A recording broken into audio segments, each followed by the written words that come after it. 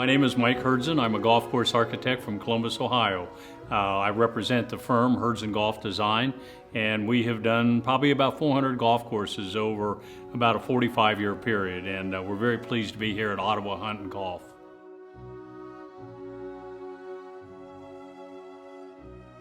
Well, it was first a very careful architect selection, so I can say that they chose wisely, but we were very thrilled because it was so competitive to work with a club the stature of Ottawa Hunt and Golf.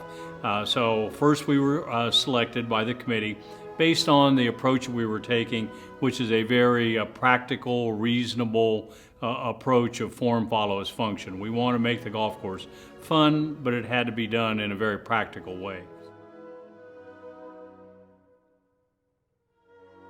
First hole really needs to set the mood for the golf course and to set the mood and a tone. And so it's a par 5 hole. It's a little bit shorter than it was previously, but we think that we've added more strategy into it. So it's a good 2-shot hole for a very, very good player. For an average player, it's an average 3-shot hole, but it's the green and its surrounds, it's up a little bit high, that makes the hole really exciting. It's that shot into the green that's going to make the difference on this hole.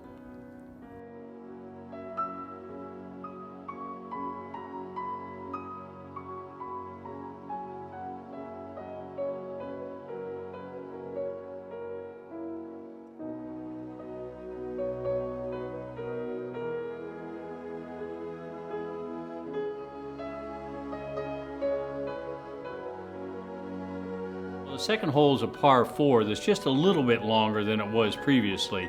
And on this hole, it really is to try to hit a good drive. To hit the drive out to the bunkers or as close as you can out to the bunkers to leave as short a shot as possible. Most of the green's pretty much wide open. You can just play it from the front and 2-putt for your par.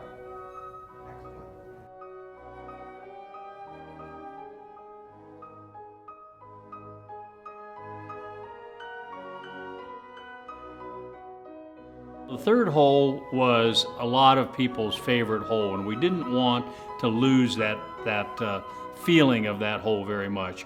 And so it's relatively the same hole with the green built a little bit lower. It's a dogleg right. We put a huge, ugly bunker out on the inside of the dogleg. There's some taller fescues that are going to the right of that. If people play it as a dogleg hole, it's going to be very, very enjoyable.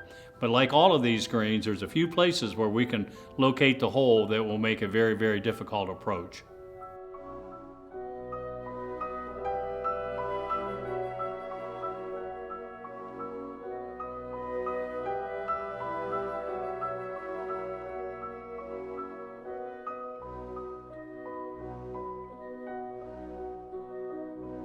The fourth hole is a brand new hole out of nowhere, so to speak.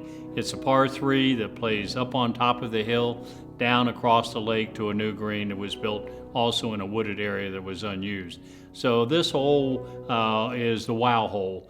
You come up over the hill from the 3rd green, get to that 4th tee, and I think most people will say, oh wow. They might say something else too, but most of the time we hope they say, oh wow.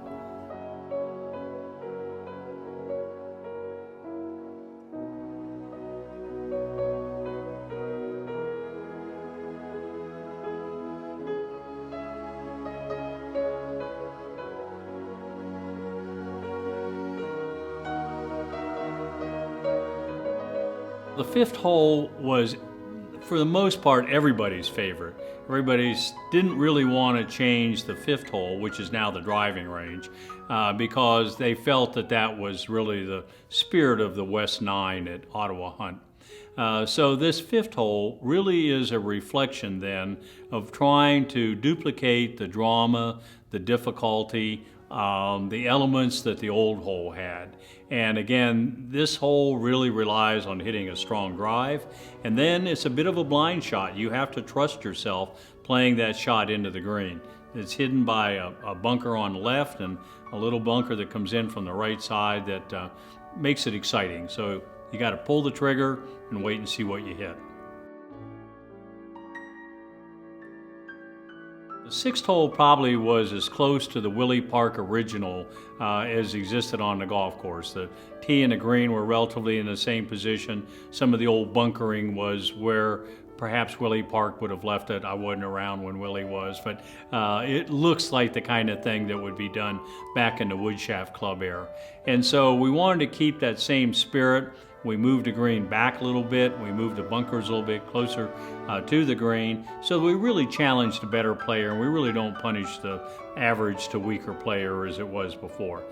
So the sixth is a nice par 3 that has a lot of good hole locations on it, but yet I think it plays a lot friendlier.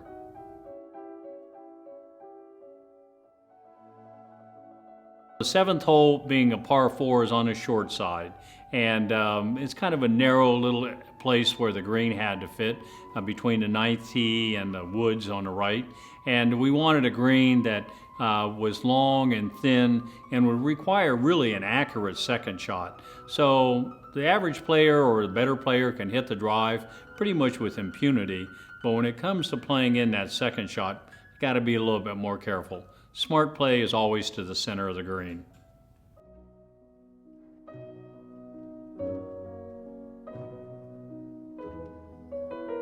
The eighth hole went from being a long par 3 to all of a sudden becoming a very short par 3. So we wanted it short and difficult. So the green is pretty much surrounded by bunkers. It looks pretty benign from the tee, maybe not, but it's a lot more benign from the tee than it is when you're standing on the green, because the green has a lot of character and undulation to it. So it's a matter of not just hitting the green if you're trying to make a birdie on a very short par 3, it's hitting it close, and you got to know where to aim the ball and where the ball is going to end up.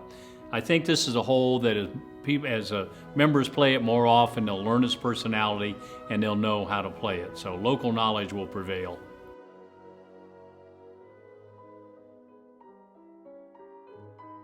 Number 9 was always a nice finish hole, a longish par 5.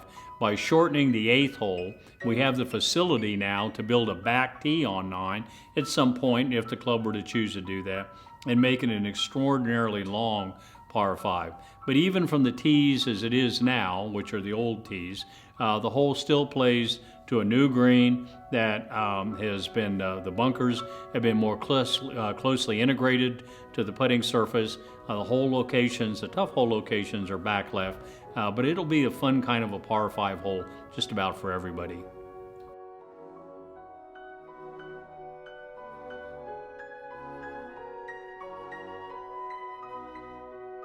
The driving force in the plan that we see at Ottawa Hunt and Golf today was correcting a too small of driving range.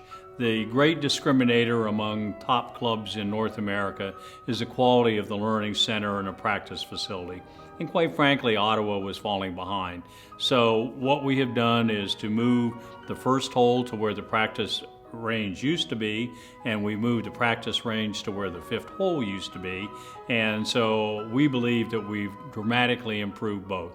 Now we have a huge wide grass tee, which we didn't have before. We have very clearly marked target greens and a target fairway, and you just walk out of the front door of the clubhouse and it's another oh wow moment. It's pretty spectacular.